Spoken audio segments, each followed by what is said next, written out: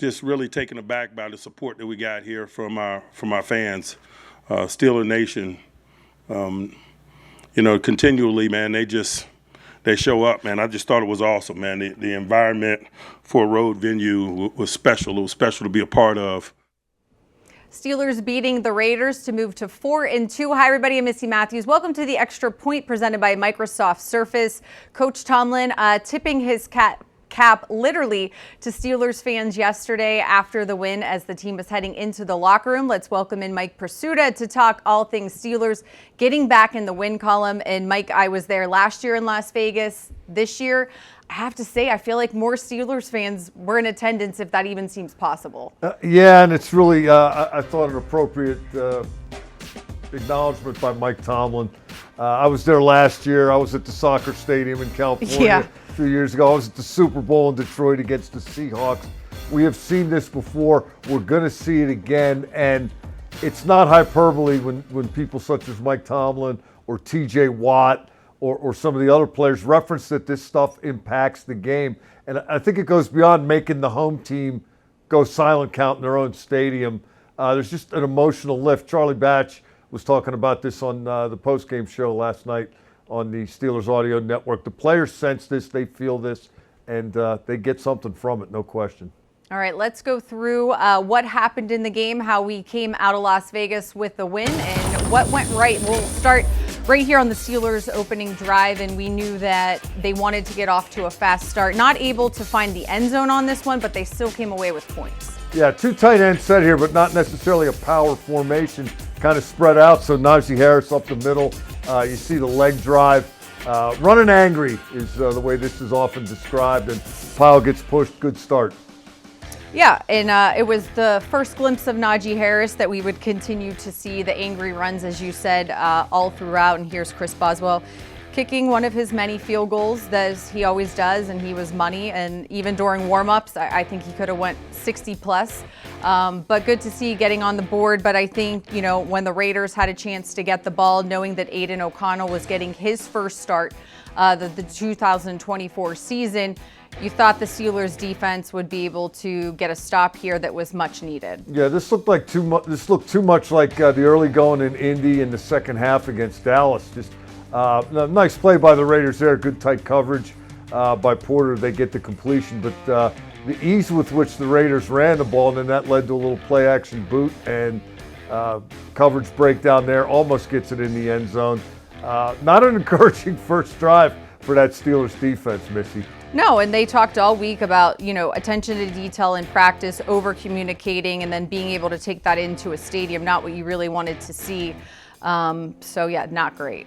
There you see the touchdown run, and the guys in white are being pushed back on the Pittsburgh side of the line of scrimmage. That would stop almost immediately after this particular play. Sure does. That's where, TJ Watt puts on his Superman cape, and as he said on the sideline, it was overheard, hey, if they're not going to let me rush the passer, I'm going to find another way to do something to impact this game.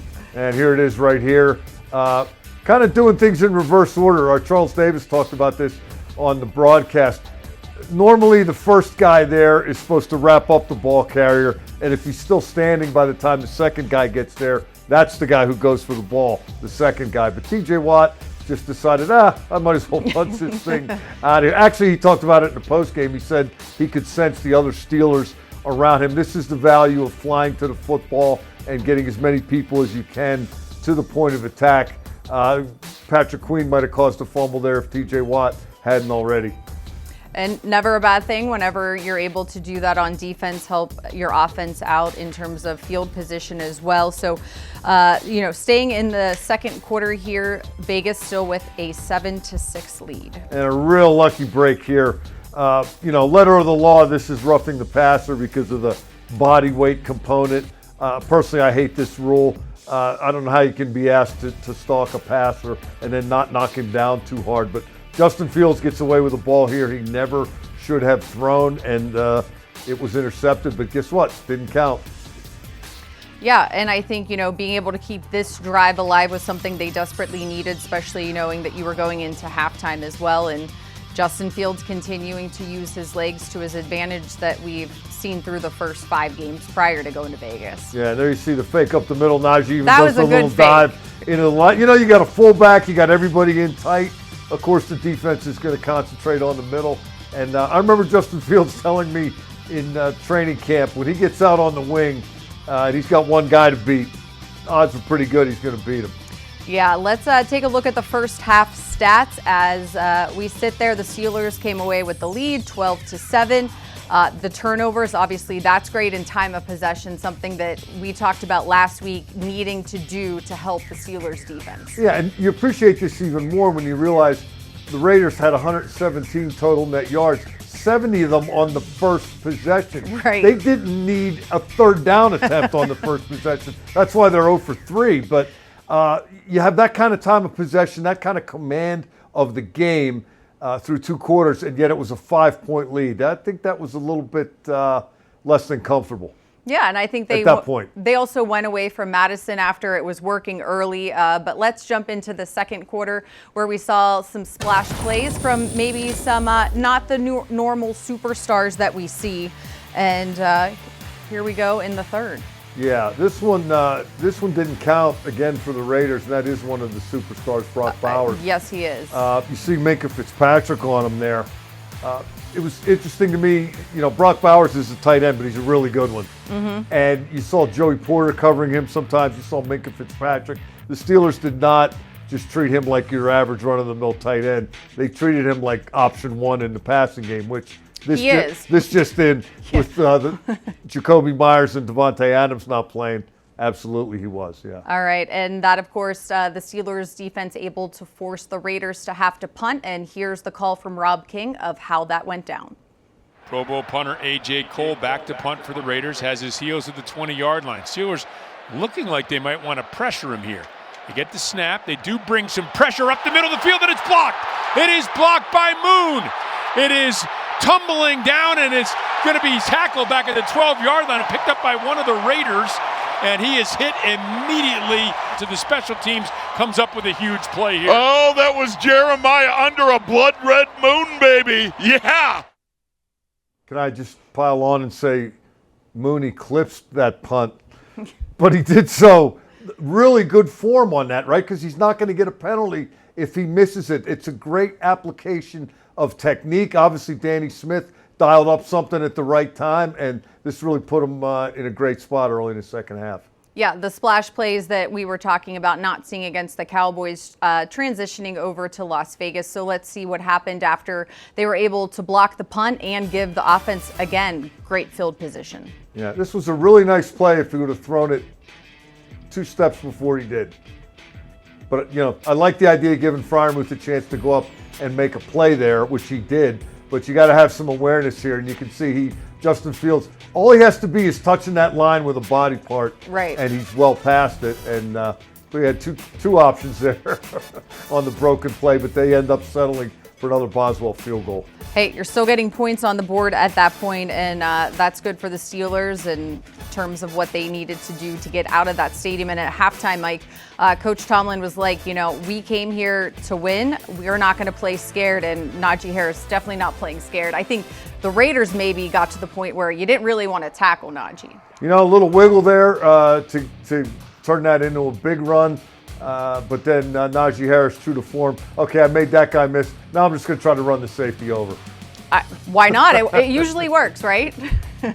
Then here's, they got really lucky on this play. It's a little check down on 3rd and 18. Not going anywhere. You're just setting yourself up to punt. Well, maybe you hope Jaylen Warren can make something happen on the flat, but roughing the passer by the Raiders. And this one, this is on them because Crosby, you see, pulls up. And the player who ended up getting penalized puts a little too much emphasis into it after the fact. Didn't need that if you're the Raiders, and it cost them. All right, and heading into this game, only Justin Fields had rushing touchdowns for the Steelers. Not a running back yet this season, but Naji Harris changed that. 3 tight ends in that direction. Harris alone setback. Will get the pitch. The Steelers trying to seal the edge. Naji, able to slide inside one tackle. Get down the sideline. Naji Harris racing towards the end zone. Sprawls out. Is he in? Touchdown Steelers.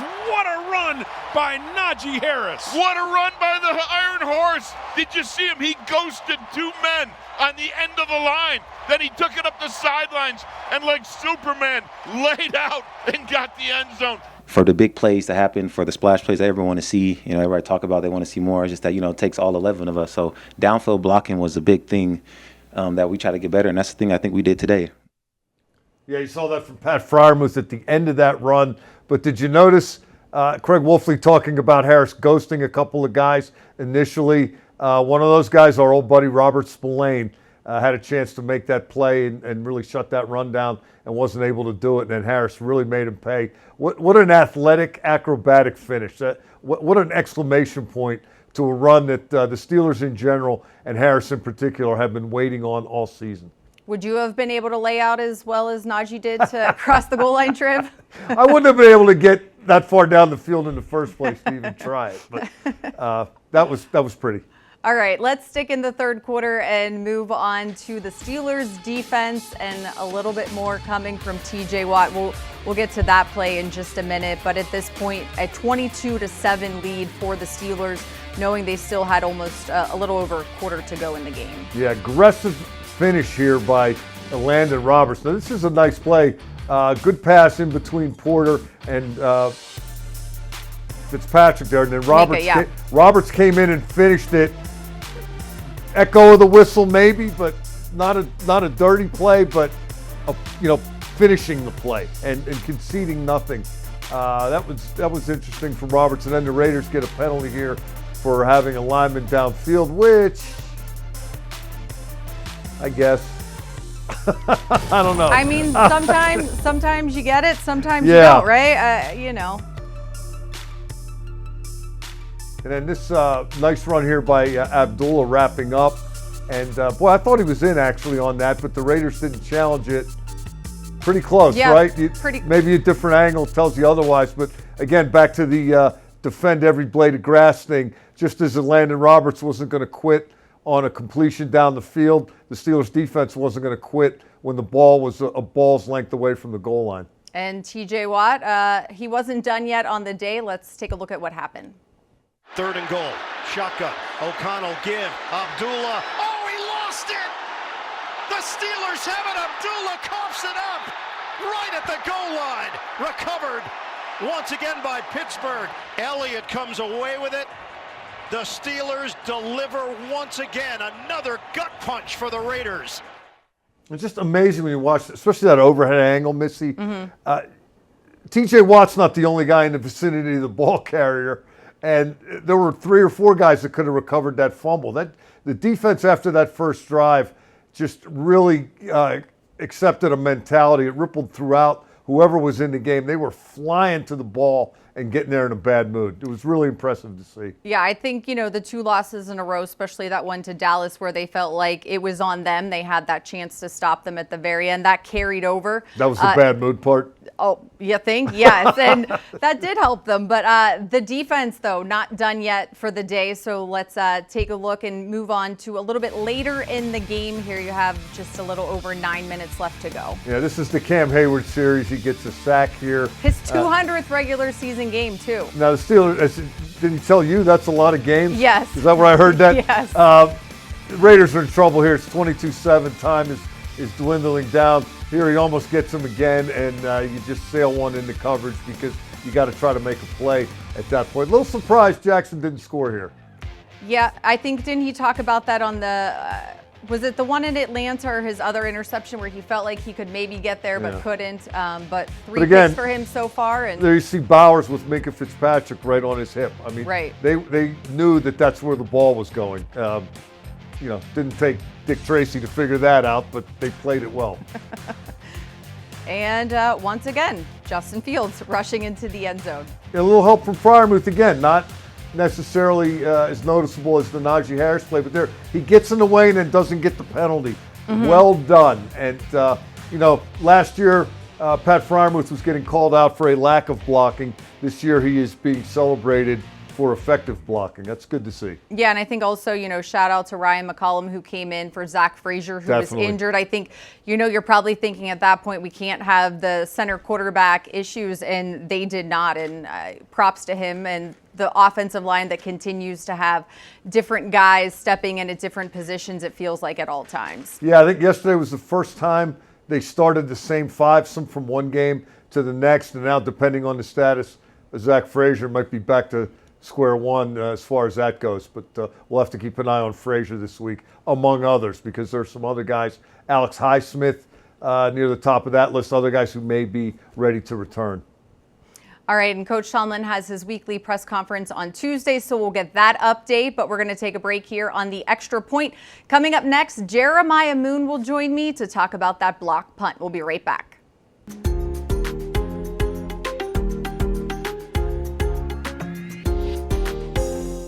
Hi folks, welcome to the Pittsburgh Steelers Hall of Honor Museum. Now this is the best era. I couldn't agree more. Those teams were unstoppable. The teams were really good in the 90s. Come on, you couldn't catch those teams of the 2000s. Literally. The 70s were the best. No way, the 2000s. Whoa, stop fighting. I think every era was pretty sweet. You said it, kid. Hope you guys enjoyed yourselves. Wait, your T?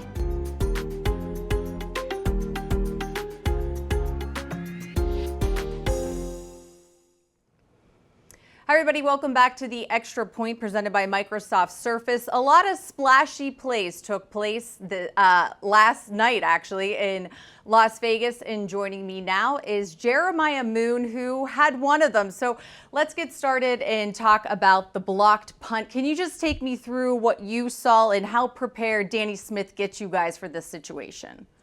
Yeah, Coach Smith gets us prepared every week. He's a fiery guy. Funny guy. So really he's the one that he called the shot, and it really was the personal protector. He kind of just missed, and then it was free, and then just don't miss. As soon as you knew it was free and you knew you could lay out, did you know you were going to get a piece of it? I feel like I did. We worked on it during practice, shoot the hands low, and I was like, this is meant to be, so I'm glad I made the play. What did it mean to have that momentum to really get things going for you guys? No, that was awesome. I want to say it was 12-7 maybe. And our offense was going to get the ball back, but it was, it was just a great call. And when it happened, it was just a surreal feeling. All my teammates coming to me and being excited. So definitely a play I'll never forget. I mean, Killebrew tackled you to celebrate. Yeah, like a big hug. Yeah. Yeah, that's my guy. There's a reason he's all pro. He's a great guy, great teammate, and he was just happy for me. So.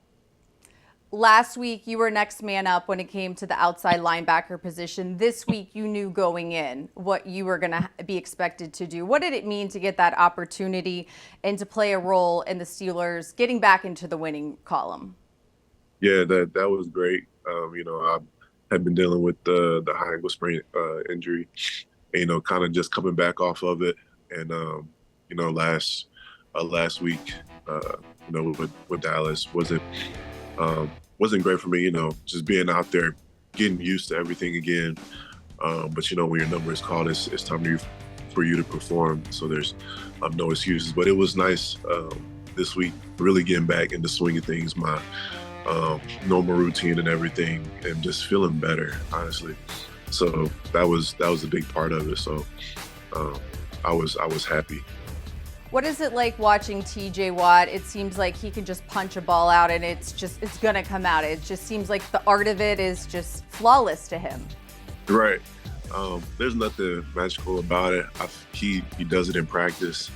And so seeing him do it in the game, there was no surprise. It was perfect. He's getting double team, triple team, because, he's a great pass rusher. So he's going to affect the game any way possible. So he did that. He did that with the two punch outs. Today's a victory Monday for you and the rest of your teammates. it's one win and you know what lies ahead. It's still a long season, but what did that win do for you guys morale-wise? Definitely gave us confidence. I feel like, everybody in this building feels like we should have those 2 games that we lost back. So, being able to bounce back, that was a must win for us. So everybody coming in during the weekend, doing their job and making sure we're the best we can be on Sunday. I think we got the result we wanted. All right, well, I really appreciate your time. I hope you enjoy the rest of your Victory Monday and get ready for Sunday Night Football. Absolutely. Thank you for having me on.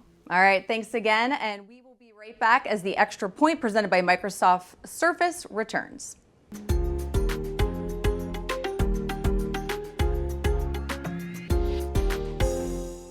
Want to get gear direct from the team? Shop all things black and gold at the official Steelers Pro Shop located at Acrisure Stadium.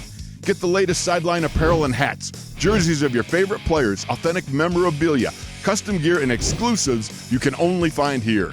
Don't forget, you aren't game day ready without a terrible towel. The Steelers Pro Shop has everything you need to be part of the legendary Steelers Nation. Come experience the Acrisure Stadium shopping environment or shop online at shop.steelers.com.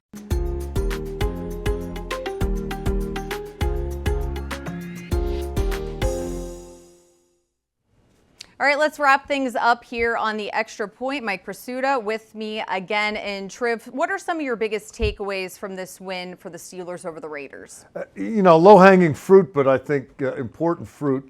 Against the Cowboys, they lost the stop the run component of the game against a team that hadn't shown an ability to run the ball or stop the run. Yesterday, they ran the ball and they smashed the run. If the Steelers are going to have success, it's got to start there. They're going to have to do more than that to keep stacking wins, but they're not going to win too many games if they can't run the ball and they can't stop the other guys from running.